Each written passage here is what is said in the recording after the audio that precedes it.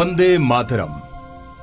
Radio जयघोष के पूरी टीम की तरफ से समस्त देशवासियों को स्वतंत्रता दिवस की हार्दिक शुभकामनाएं। रेडियो जयघोष के लिए बड़ा ही शुभ अवसर है आज कि हमारे बीच माननीय संस्कृति प्रमुख सचिव श्री मुकेश मेश्राम जी हमारे बीच आज अपना आशीर्वाद देने के लिए इस मौके पर आए हैं रेडियो जयघोष के स्टूडियो में।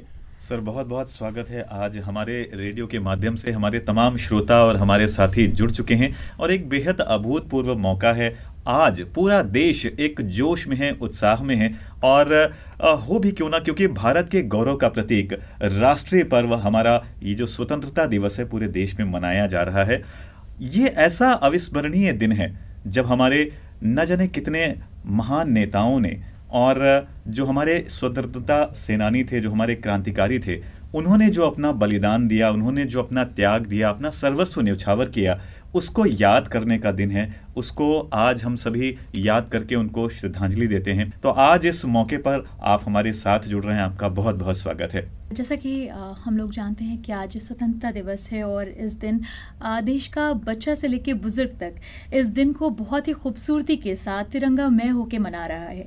तो ये जो हर घर तिरंगा अभियान की शुरुआत हुई, इसको आप किस तरह से देखते हैं? मुख्य रूप से जी, इस देश के हर नागरिक को इस कार्यक्रम से जोड़ने की यह एक बहुत ही अनूठी पहल है। जी, सामान्य तौर पे लोग धार्मिक पर्व मनाते हैं, त्योहार मनाते हैं, उत्सव मनाते हैं, सामाजिक आयोजन करते हैं। उसमें तो पूरा अमला जुड़ता है, घर परिवार, मित्रों को, बंधु बांधवों को, पड़ोसी, सगे संबंधी सभी लोग जुड़ते हैं। उसमें एक उत्सव का माहौल उत्पन्न किया जाता है और सारे लोग मिलकर इसको सेलिब्रेट करते हैं, मनाते हैं। लेकिन जो राष्ट्रीय पर्व है वह सबसे ऊपर होना चाहिए, जिसमें हर नागरिक को जुड़ना चाहिए, क्योंकि राष्ट्रीय पर्व धर्म, समाज इन सब से भी ऊपर आता है। क्योंकि जो लोग अपने आप को इस देश का नागरिक समझते हैं, मानते हैं, उनको इस देश ने, यहाँ की प्रकृति ने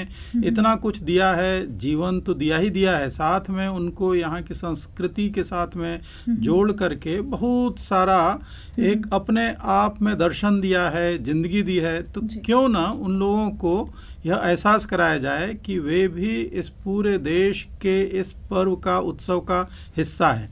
इसके लिए हर घर तिरंगा अभियान एक बड़ी पहल रही है और इस तिरंगा अभियान को, यानी कि हर व्यक्ति अपने घर पे तिरंगा फहरा सके या प्रदर्शित कर सके, उसके लिए जो झंडा संहिता होती है 2002 में इसे एक अच्छे रूप में बनाया गया था। 2002 में सभी को, यानी नागरिकों को भी अधिकार मिला था कि वो भी झंडा रोहण कर सकें, क्योंकि उसके पहले केवल और केवल सरकारी संस्थानों, शैक्षणिक संस्थानों को ही यह अधिकार होता था।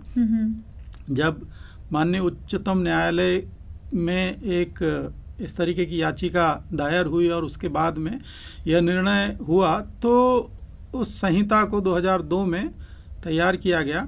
इसमें कुछ संशोधन किए गए। दिसंबर 2021 में संशोधन हुआ, क्योंकि जो खादी का झंडा है, पहले यह था कि केवल हाथ से बुना हुआ, हाथ से कता हुआ झंडा ही खादी का फहराया जा सकता था। तो इसमें ये पहलू, क्योंकि इतनी ज़्यादा संख्या में हमारे देश में अगर आबादी देखें तो 130 करोड़ की आबादी लगभग है, और घर भी अगर देखें तो बहुत संख्या में हो जाते, तो तत्काल इतना बनना संभव नहीं था। यह हुआ कि पॉलिस्टर का, सूती का, ऊन का भी झंडा बनाया जा सकता है। और इसके बाद में ये हुआ कि भाई झंडा रोहण और झंडा प्रदर्शन या झंडा फहराने दोनों में किस तरीके से एक अंतर समझा जाए। तो जुलाई 2022 में यह एक और संशोधन किया गया कि खुले में, या जैसे पार्कों में या घरों में, घरों के ऊपर छत पर जो लगाएंगे या इवन बालकनियों में लगाएंगे, तो वह झंडा 24 घंटे फहराया जा सकता है, यानी 24 घंटे वह प्रदर्शित हो सकता है। अन्यथा झंडा संहिता के अनुसार पहले यह परिपाटी रही है और उसका जो सिद्धांत रहा है वह यह रहा है कि सूर्योदय के उपरांत आप केवल झंडा आरोहण कर सकते हैं और सूर्यास्त से पूर्व झंडा आरोहण, है ना, करने के बाद अवरोहण करेंगे। ठीक है, तो जो झंडा रोहण है, झंडा आरोहण है, वह सूर्योदय के उपरांत और अवरोहण सूर्यास्त से पूर्व, ये था। लेकिन अब ये हुआ कि यह जो सेरेमोनियल व्यवस्था है, यह शैक्षणिक संस्थानों में, सरकारी कार्यालयों में, या जहाँ पर खादी का झंडा हम उसको आरोहण करते हैं, यानी चढ़ा करके और फिर बांधते हैं रस्सी में, और उसके बाद में उसमें पंखुड़ियाँ बांध करके और फिर उसको हिला करके बांधा जाता है, तो वो एक तरीके से हुआ ध्वजारोहण। तो उसमें और झंडा प्रदर्शन, यानी अगर आप केवल डंडे में झंडा लटका करके उसको कहीं बांध देते हैं तो उसके लिए अलाउ कर दिया गया। लेकिन इसके लिए कुछ चीज़ें ध्यान देने के लिए जरूरी रखी गई। एक तो झंडे का सम्मान, क्योंकि ये हमारा जो राष्ट्रीय ध्वज है, ये आन बान शान का प्रतीक है, राष्ट्रीय अस्मिता का प्रतीक है। कहीं पर भी देश में विदेश में यदि कोई भी ऐसा प्रतीक जिसके ऊपर हम गर्व अपना करते हैं, कोई खिलाड़ी ओलंपिक में जीतता है या कॉमनवेल्थ में जीतता है, तो फिर वो झंडे के माध्यम से ही, उस राष्ट्र के झंडे के माध्यम से ही उसे जाहिर किया जाता है, उसे प्रदर्शित किया जाता है। यदि कोई एवरेस्ट की चोटी फतह करता है, माउंट एवरेस्ट पर चढ़ता है, तो झंडा लेकर के जाता है और उसको प्रदर्शित करता है। तो इस तरीके से हर जगह पर राष्ट्र का जो मान सम्मान है वो झंडे के माध्यम से प्रदर्शित किया जाता है जी। तो ये ध्यान रखने की जरूरत है। एक तो झंडा कटा पिटा नहीं होना चाहिए, उसके ऊपर कुछ लिखा हुआ नहीं होना चाहिए, दाग धब्बा नहीं होना चाहिए, और साथ ही साथ जो है झंडा, यदि कोई कहता है कि मैं बालकनी में है तो सीधा तो खड़ा नहीं कर पाऊंगा क्योंकि उसके लिए मुझे दिक्कत होगी, तो उसके लिए कह दिया गया है कि आप 30 डिग्री, 60 डिग्री, 45 डिग्री पर भी झंडा, वैसे 90 डिग्री यानी सीधा झंडा अगर खड़ा है तो सबसे अच्छी बात है, लेकिन पानी से टच नहीं होना चाहिए, जमीन से टच नहीं होना चाहिए, और हमेशा किसी एक एंगल पर वह बांधा जा सकता है। तो इस तरीके से झंडे का है। दूसरा जो है, झंडे को हमेशा कैसे फहराना है और कैसे बनाना है, इसका है 3:2 का अनुपात में ही वो होना चाहिए। और सबसे ऊपर केसरिया, स्वाभाविक तौर पे कई बार मतलब गैर जानकारी की वजह से लोग बाग कभी कभी हरा ऊपर कर देते हैं, जो कि इसका अपमान में आता है या वास्तविक झंडे के रूप में हम लोग नहीं मानते हैं। इसलिए जरूरी है कि झंडा अपने मूल स्वरूप में ही प्रदर्शित हो। 24 सलाखाओं का जो अशोक चक्र है वो बीचों बीच में सफ़ेद रंग जहाँ होता है वहाँ प्रदर्शित हो। तो इस तरीके से फिर झंडा फहराने की पूरी व्यवस्था दी गई है। जी सर, जैसा कि आपने बताया कि हमें झंडा फहराने के लिए क्या क्या हमारे लिए गाइडलाइंस हैं, मैं ये बात करना चाहूँगी कि आज पूरे देश में एक माहौल है, हर तरफ आपको तिरंगा दिखाई पड़ रहा है, लोगों में बेइंतहा जोश और खरोश है, लेकिन ये कायम कैसे रहे, कैसे इसके ये जो इस वक्त लोगों में इतना जोश है ये आगे भी बना रहे, पूरे देश में आगे भी बना रहे, ये ऐसे ही ना रहे, ये और आगे बढ़ता रहे। इसके लिए क्या कुछ चीज़ें हैं जो और की जाएं जिससे ये रंग ऐसे ही बढ़ता रहे, दिखता रहे, हमारे दिलों में खिलता रहे, हमारे देश में खिलता रहे? जो झंडा है वो केवल रंगों का एक जमावड़ा नहीं है, या कोई ये जो झंडा है या राष्ट्रीय ध्वज है ये केवल ये कपड़ों का बनाया हुआ एक कोई सामान नहीं है। मुख्य रूप से ये देखना है कि झंडे के माध्यम से एक संदेश देने का प्रयास किया गया है और प्रत्येक नागरिक को यह संदेश देने की कोशिश हुई है। इस झंडे को सबसे पहले पिंगली वेंकैया जी ने एक इसका स्वरूप कई देशों के 20-25 देशों के झंडों का अध्ययन करने के बाद में बनाया था, और ये 1921 में महात्मा गांधी जी को उन्होंने प्रस्तुत किया था। पिंगली वेंकैया जी कृषि वैज्ञानिक रहे हैं जी। उन्होंने बड़े सोच विचार करके इसको प्रदर्शित किया, और बाद में फिर कालांतर में जहाँ चरखा था उस जगह पर हमने 1947 के बाद में सोच विचार करके अशोक चक्र को उससे प्रतिस्थापित किया जी। जो रंग है, अगर आप देखेंगे इसमें केसरिया रंग है। केसरिया रंग हमारे देश की इतिहास, हमारे देश की संस्कृति, शौर्य, बलिदान, त्याग, मान, सम्मान, इस सब का प्रतीक है जी। वह इस पूरे संघर्ष का प्रतीक है जो इस देश के लोगों ने समय समय पर आक्रांताओं के विरुद्ध किया है। स्वतंत्र होने के लिए जो जद्दोजहद होती है उसका प्रतीक है। इसलिए यह केसरिया रंग अपने आप में लोगों को यह सीखने की प्रेरणा देता है कि आपको देश के प्रति त्याग करना चाहिए, आपके अंदर देश भक्ति का जज्बा होना चाहिए, आपके अंदर एक राष्ट्रीयता का भाव होना चाहिए और वो जबरदस्त तरीके से होना चाहिए। इसी तरीके से जो हरा रंग है, हरा रंग न केवल पर्यावरण और प्रकृति का प्रतीक है, हमारी हरित क्रांति का, हमारे यहाँ पर जो समय समय पर विकास होता है उसका है, क्योंकि विकास या ग्रोथ जो जिसे हम कहते हैं वह एक बीज से अंकुरण होकर के फिर धीरे धीरे पुष्पित पल्लवित होते हुए वृक्ष का स्वरूप लेता है, यानी ये ग्रोथ को प्रदर्शित करता है। इसी तरीके से प्रकृति को कैसे हम सहेजें, संभालें, संरक्षित करें और इस पूरे के पूरे रंग के माध्यम से लोगों को आपसी सामंजस्य और तालमेल के जरिए इस विकास की धुरी में अपना कैसा योगदान दे सकता है वह प्रदर्शित करता है। इसलिए प्रत्येक व्यक्ति का योगदान है कि न केवल वह पर्यावरण संरक्षण करे, जैसे आज 75 वर्ष पूर्ण होने पर आज़ादी का जो अमृत महोत्सव मनाया जा रहा है, इस क्रम में पूरे प्रदेश के प्रत्येक गांव में 75 पौधे रोपित किए जा रहे हैं। तो ये लोगों को प्रेरणा देगा कि आज ही नहीं, हर साल करें। और जितने भी लोग हैं, बच्चे हैं, बूढ़े हैं, जिसको जब मिले वह जन्मदिन के अवसरों पर कर सकता है। ऐसा ही हम कंट्रीब्यूट करते हैं, ऐसा ही हम योगदान देते हैं और तभी जा करके कोई अगर ये कहता है कि ये सरकार का काम है तो वो गलत सोच है। क्योंकि राज और समाज दोनों मिलकर ही किसी भी विकास की न केवल बुनियाद रखते हैं बल्कि उसको पूरा एक महत्वपूर्ण स्वरूप प्रदान करते हैं। तो इसी क्रम में तीसरा रंग जो आता है सफ़ेद, सफ़ेद सच्चाई का, सादगी का, शांति का और साथ ही साथ, क्योंकि शांति, सामंजस्य ये सारे होंगे, साहचर्य होगा, भाईचारा होगा, बंधुत्व की भावना विकसित होगी। तो जो ये सफ़ेद रंग है ये सभी लोगों को बताता है कि किस तरीके से हम, क्योंकि आप देखेंगे 7 रंग मिल करके फिर सफ़ेद रंग है ना, ये माना जाता है। तो हमारा देश पूरा विविधताओं का देश है। हमारे देश में कई भाषाएं हैं, कई बोलियां हैं, कई धर्म हैं, कई समुदाय हैं, लेकिन सबके सब जब राष्ट्रीयता की बात आती है तो हम सब एक हैं। हमारा राष्ट्र एक है, हमारा देश एक है, हम सब सच्चे हिंदुस्तानी के तौर पर अपने को मानते हैं।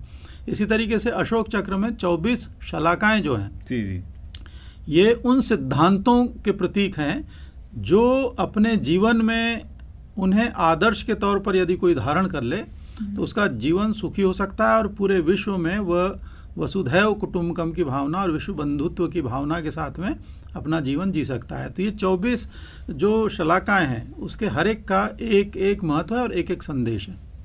सर, संस्कृति विभाग, जैसा कि आज़ादी का अमृत महोत्सव पूरे देश में मनाया गया और इसमें बहुत हर विभाग ने अलग अलग तरीके से अपना योगदान दिया और संस्कृति विभाग की जहाँ तक बात आती है, संस्कृति विभाग ने भी इसमें बहुत काम किया और इसके अलावा भी संस्कृति विभाग संस्कृति के संरक्षण के लिए भी बहुत काम करता रहता है। तो आगे इस दिशा में और आपके इस कुशल मार्गदर्शन में, जैसा कि रेडियो जयघोष भी आपके ही मार्गदर्शन का, आपकी ही सोच का एक नतीजा है जो आज सबके सामने रेडियो जयघोष है, तो इस दिशा में संस्कृति विभाग किस तरह से और आगे क्या कुछ करने वाला है, क्या कुछ भूमिका रहेगी उसके साथ? किसी भी देश की संस्कृति को यदि हम, जिसको संस्कृति को बनने में एक बहुत लंबा समय लगता है, दशकों लग जाते हैं, सदियों लग जाती हैं और पीढ़ियां की पीढ़ियां मिलकर के फिर कुछ सृजित करती है। किसी भी देश की, प्रदेश की, क्षेत्र की संस्कृति, वहाँ की भौगोलिक परिस्थितियाँ, वहाँ के लोगों का व्यवहार, इस सब के ऊपर निर्भर करती है और फिर धीरे धीरे करके हम उस संस्कृति से जब अपने आप को आत्मसात करते हैं और उस संस्कृति को लेकर साथ में आगे चलते हैं तो न केवल हम नई पीढ़ी के लिए एक बुनियाद रचते हैं बल्कि पुरानी पीढ़ियों की जो स्मृतियां हैं या जो याददाश्त है वो ट्रांसफ़र करते हैं। और साथ ही साथ यदि सही मायने में देखा जाए तो अगर सांस्कृतिक संस्थानों का विकास हो, संस्कृति चारों तरफ बलवती होती जाए तो हम अपराध को भी कम करने में बहुत बड़ा योगदान देते हैं। इसलिए मेरा ये मानना है कि अगर सांस्कृतिक संस्थानों में हम उसको सुदृढ़ करते जाएं, सांस्कृतिक संस्थानों को, और लोगों को जोड़ें इससे, तो जेलों, पुलिस थानों और अस्पतालों में भी कमी आ सकती है जी। तो इसलिए लोगों को खासतौर पे न केवल अपनी संस्कृति को सहेज कर संभाल कर रखना चाहिए, यह आजीविका का भी एक बड़ा साधन हो सकता है, यह आर्थिक विकास का भी एक बड़ा साधन है, और साथ ही साथ स्वास्थ्य लाभ के लिए, क्योंकि सांस्कृतिक तत्वों से यदि कोई व्यक्ति जुड़ता है जी। तो सबसे पहले ये बड़े स्ट्रेस बस्टर के तौर पे, यानी तनाव मुक्ति का एक बड़ा माध्यम है। यदि किसी को तनाव है तो आसानी से पेंटिंग करे जी, गाना गाए, नहीं समझ में आता है तो बाथरूम में जाकर के चिल्लाए, गाना गाए, शुरुआत करे, पेड़ पौधों के आसपास चीखे चिल्लाए, लेकिन कुछ गाए तो धीरे धीरे करके, या कविताएं लिखे, यानी कोई न कोई ऐसे सांस्कृतिक गतिविधि से जुड़ जाए जो उसको वहाँ पे बांधे रखेगी। तो धीरे धीरे करके उसका बीपी नॉर्मल हो जाएगा, उसका स्ट्रेस खत्म हो जाएगा और वह जो है स्वास्थ्य लाभ करेगा। ये चीज़ें हमको देना चाहिए, और इसके ऊपर आजकल काम भी हो रहा है, जैसे हम कहते हैं म्यूजिक थेरेपी जी, जैसे हम कहते हैं होलिस्टिक अप्रोच ऑफ ट्रीटमेंट किसी भी तरीके का, तो इस पर काफ़ी बहुत सारी जगहों पे काम हो रहा है। तो ये कैसे हम उत्तर प्रदेश की जो परंपराएं हैं, उत्तर प्रदेश का एक सांस्कृतिक धरातल है जो बहुत मजबूत है, और साथ ही साथ बहुत अच्छी तरीके से इसमें संभावनाएं हैं, तो इन सब को लेकर के आगे बढ़ने की लिए क्या काम किया जाए, कैसे करें, और लोगों को यह एक प्लेटफॉर्म दें, लोगों को एक मौका दें। तो इसके लिए हमने एक कंसेप्ट चालू किया था पिछले साल इस रेडियो के पहले, वो है हमारा बैकपैक स्टूडियो। यानी हमारा स्टूडियो है ना, पीठ पर लद करके गाँव में कलाकारों के बीच में गया, वहाँ रिकॉर्डिंग किया उनने, और ऐसे बहुत सारे हम लोगों ने एल्बम्स तैयार किए हैं, और बहुत ही खूबसूरती के साथ में वो सब निखर करके आया है। तो धीरे धीरे करके हम कलाकारों को यहाँ लाएं, यहाँ से जाके कलाकारों के बीच में जुड़ें और उनको कहीं ना कहीं जोड़ें। तो इससे क्या है, नई पीढ़ी जो एक तरीके से बाहर के बहुत सारे सांस्कृतिक तत्वों से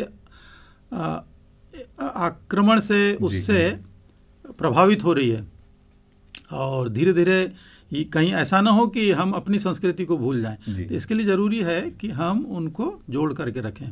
तो इसमें खान पान, बोली, भाषा, काव्य और जो पारंपरिक गीत हैं, तो उसकी एक परंपरा रही हमेशा, जैसे शादी के गीत, विवाह गीत जिसको कहते हैं, जैसे जन्म पे बधाई, सोहर, ये सब गाए जाने की परंपराएं रही हैं। कृषि गीत होते हैं जो गांव में महिलाएं खेती के काम में लिप्त रह करके अपनी थकान भुलाने के लिए गीत गाया करती थी। शाम को लोग इकट्ठा होते थे चौपालों में, या फिर ग्राम के जो भी कम्युनिटी केंद्र होते थे, वहाँ बैठ कर के ढोल बजाते थे, संगीत गीत करते थे, और ये सुनते हुए यानी वाचिक और श्रवण परंपरा के माध्यम से आगे बढ़ती रही। अब जो है हम इतना ज़्यादा डिजिटल मोड में पहुंच गए हैं, तो क्यों ना इस डिजिटल मोड का इस्तेमाल करते हुए उन परंपराओं को, उन लुप्त होती हुई सांस्कृतिक तत्वों को हम बचा के रखें। ये काम हो सकता है, तो टेक्नोलॉजी का उपयोग करना चाहिए, और साथ ही साथ जो है, जो गांव देहात में ऐसे लोग हैं उनको खोज करके उनके साथ में साक्षात्कार करके उनसे हमको जुड़ना चाहिए।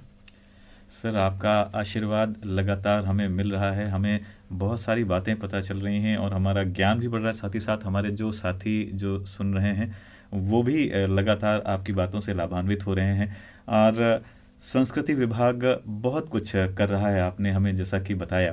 तो अब हम आगे बढ़ें और आगे कुछ बात कहें।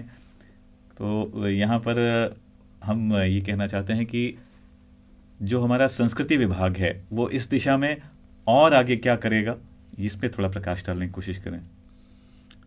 भातखंडे संस्कृति विश्वविद्यालय एक पृथक इंडिपेंडेंट विश्वविद्यालय स्थापित किया गया है, और उसमें संस्कृति के अलग अलग जो काम हैं, अलग अलग विधाएं हैं संस्कृति की, उस पर काफ़ी काम होना बाकी है। तो जितने भी हमारे संस्कृति विभाग के अधीन संस्थान हैं, एकेडमियां हैं, उन सबको हमने कहा है कि 3 क्षेत्र में काम करें।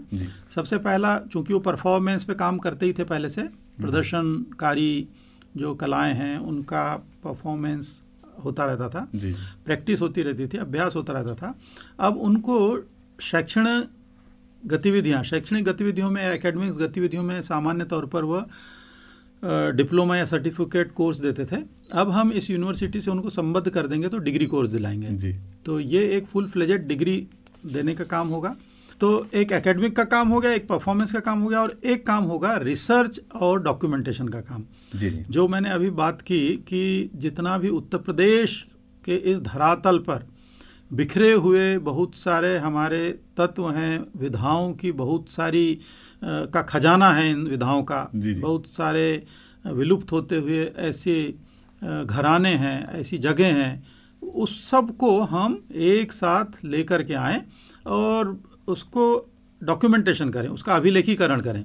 ये काम हम लोगों को करना ज़रूरी है।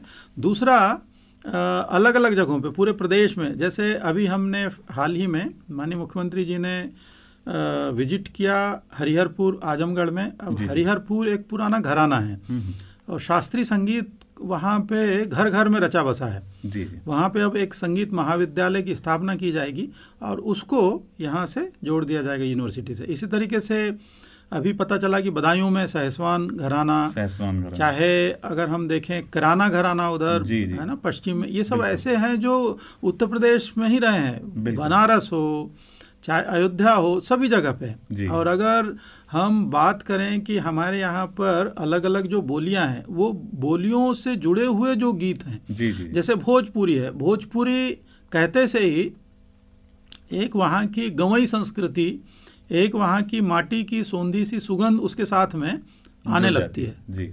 जिसमें अपनापन होता है, जिसमें किसी तरीके का औपचारिकता नहीं होती है। इसी तरीके से अगर हम ब्रज को चलें और ब्रज की पूरी संस्कृति को या उस भाषा को, उस बोली को लेकर के देखें, तो ब्रज में अपने आप न केवल पूरे ब्रज क्षेत्र में लोगों के जेहन में ये आता है कि कैसे हम आपस में एक आह्लाद, स्नेह, प्रेम और साथ ही साथ प्रकृति के साथ में जुड़ करके किस तरीके से उत्सव धर्मिता उत्पन्न कर सकते हैं जी। ये ब्रज की अपनी संस्कृति है। हमारे अवध की तरफ अगर हम आएँ तो यहाँ तो बिखरा पड़ा है अलग अलग समय पर, मतलब जीवन के जितने सोपान हो सकते हैं, जीवन के उन सभी सोपानों के अवसरों पर क्या किया जा सकता है और कैसे किया जा सकता है, इस सब का वैविध्य रूप में प्रदर्शन है। हम बुंदेलखंड की तरफ चले जाएं तो बुंदेली कहने से ही है ना, जहाँ हमारे यहाँ शौर्य और पराक्रम की गाथाओं का जिक्र आता है, तो अपने आप वहाँ आल्हा उधल से लेकर के छत्रसाल और पूरा एक लंबा इतिहास बुंदेलखंड का हम उससे जोड़ते हैं। तो हमारी जो भाषाएं हैं, बोलियां हैं, इन सब की अलग अलग संस्थान भी बन रहे हैं, एकेडमीज भी बन रही है। ब्रज एकेडमी, बुंदेली एकेडमी, ये सब भी जो गठित होंगे उन सबको भी जोड़ना, मतलब है सारे, लेकिन कुछ भाषा विभाग के अधीन है, कुछ संस्कृति विभाग के अधीन है, कुछ पर्यटन विभाग के अधीन है, कुछ खेल विभाग के अधीन है, लेकिन हैं बहुत सारे सांस्कृतिक चीज़ें। इन सब को लेकर के आना, इन सब को एक दूसरे से जोड़ना, इसके लिए प्रत्येक गांव में गांव का उत्सव मनाया जाए जी। प्रत्येक जनपद में एक जनपद का महोत्सव मनाया जाए, प्रत्येक नगर में उसकी स्थापना के समय वहाँ का अवसर मनाया जाए, और जो कलाकार हैं उनको हम खोजें। अभी हमारे पास में जो रजिस्टर्ड कलाकार हैं बहुत कम संख्या में आ पाए हैं। अब हम इनको चिन्हित करने के लिए लगातार प्रयास करेंगे और समय समय पर गाँव में जाकर के, स्कूलों में जाकर के, कॉलेजों में जाकर, यूनिवर्सिटीज़ में जाकर के प्रतियोगिताओं के माध्यम से उनको निकाल करके लेके आएंगे। और इसके अलावा जो विलुप्त होती हुई संस्कृति है या संस्कृति की विधाएं हैं, उनके संरक्षण के लिए हम लोग एक पर्यटन नीति है हमारी, उसमें 5 लाख रुपया उस संस्था को हम अनुदान के तौर पर भी दे रहे हैं। और अभी हमने बहुत सारी संस्थाओं को दिया, जैसे नौटंकी है, नौटंकी लगभग विलुप्त होने के कगार पे, लोगों में अब वो रहता नहीं है। पहले पुराने जमाने में काफी दिन तक देखते थे, बिल्कुल वो एक बड़ा जुड़ाव रहता था, है ना। अब मनोरंजन के इतने साधन आ गए हैं मोबाइल पे, कहाँ से आ गए हैं। यद्यपि उसके फायदे भी है लेकिन नुकसान भी है, क्योंकि वह मुख्य रूप से अपनी मौलिकता से परे होता है। दूसरा, उसमें बहुत ज़्यादा फ्यूज़न करके जो उसके मूल तत्व हैं उससे अलग कर दिया जाता है। और तीसरा, एक और दिक्कत ये होती है कि हम बाहरी दुनिया के आवरण से इतना ज़्यादा ढक जाते हैं कि हम अपनी जड़ों से कटने लगते हैं। तो उसके लिए ज़रूरी है कि हम अपने को भी साथ लेकर चलें, दूसरों को अप्रिशिएट करें, ज़रूरी है, लेकिन साथ में अपने को न भूलें। तो यह उत्तर प्रदेश की संस्कृति को कैसे हम सही मुकाम पर पहुंचाएं, ये बड़ी बात होगी। सर, आप हमसे जुड़े हुए हैं, और समरीन, जैसा कि आज हमें सानिध्य मिला है सर का और बड़ा मार्गदर्शन मिल रहा है, आशीर्वाद मिल रहा है, तो यहाँ इस मौके पर अब हम ये चाहेंगे सर कि जो हमारे साथी सुन रहे हैं और बाकी जो भी देशवासी हैं, उनके लिए आप इस वक्त आज इस अवसर पर क्या कहना चाहेंगे सर? सभी देशवासियों को इस स्वतंत्रता दिवस की ढेर सी शुभकामनाएं, बधाई, और हम सब मिलकर जो अमृतकाल ये प्रारंभ हुआ है, जब यह देश शतायु यानी 100 वर्ष पूरा करेगा जी 2047 में, वह देश पूरी दुनिया में उस स्थिति में रहे कि हम अपने आप गर्व कर सकें। हो सकता है उसमें से बहुत सारे लोग नहीं होंगे देखने के लिए, लेकिन कम से कम यह मान करके चलें कि जो बच्चे हमारे, क्योंकि हमारी आने वाली पीढ़ी को जी हम वो सहेज कर देंगे जो वो आगे की पीढ़ी को देंगे। इसलिए कभी भी जो आपाधापी की इस दौर में हर व्यक्ति केवल पैसा कमाना चाहता है, धन दौलत के पीछे पागल दीवाना होकर घूम रहा है, ये कहीं नहीं रहेगा। किसी दिन ये सब मिट्टी हो जाएगा, कोई साथ लेकर के नहीं जाता। लेकिन जो मूल्यों की थाती है, जो मूल्यों की धरोहर है जी, जो हमारे संस्कार हैं, वो जब हम अगली पीढ़ी को ट्रांसफ़र करते हैं, अगली पीढ़ी को देते हैं, तो वही आगे कंटिन्यू करते हैं। उसमें सततता होती है, उसमें एक निरंतरता होती है।